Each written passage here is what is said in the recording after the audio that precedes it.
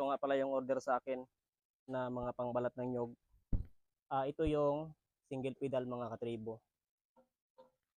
Itong single pedal mga katribo ay order ni Sir Alan Arianza ng Surigao del Sur. So yun sir, ito yung order mo na single pedal. At ito naman ay 3-in-1. Ito ay 3-in-1 mga katribo. Ito naman mga katribo papuntang Leyte kay Sir Jonathan Espedilla. So yun sir, ito yung order mo na 3-in-1. Itong isa mga katribo ay 3-in-1 din.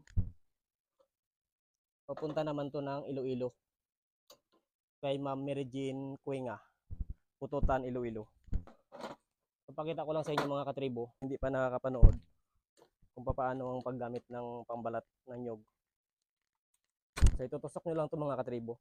Tapos may dalawang padyakan. Kung marami yung babalatan nyo, pwede yung kaliwa. Tapos kapag napagod yung kaliwa, sa kanan naman. Kaya dalawa yung ginawa kong padyakan nito. So yung kaliwa muna mga katribo. So yun oh. Ganun lang ka-easy mga katribo.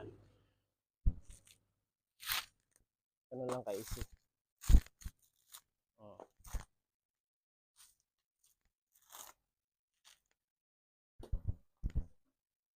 Tapos yung kanyang kudkuran mga katribo, dito sa likod, buksan nyo lang to. Yan. Tapos ito yung kanyang brace.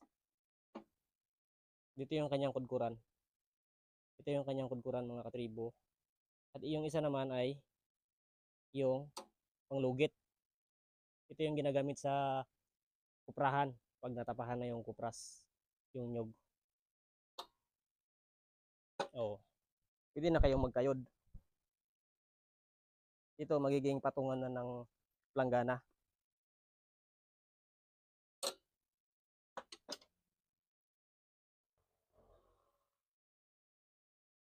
Kagandahan nito mga katribo, natitiklop.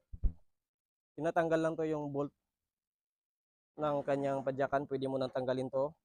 Tapos itong kanyang paa ay natitiklop siya dito. So yun, maraming salamat mga katribo sa mga nagpagawa. Di-deliver ko na to ngayong araw mga katribo.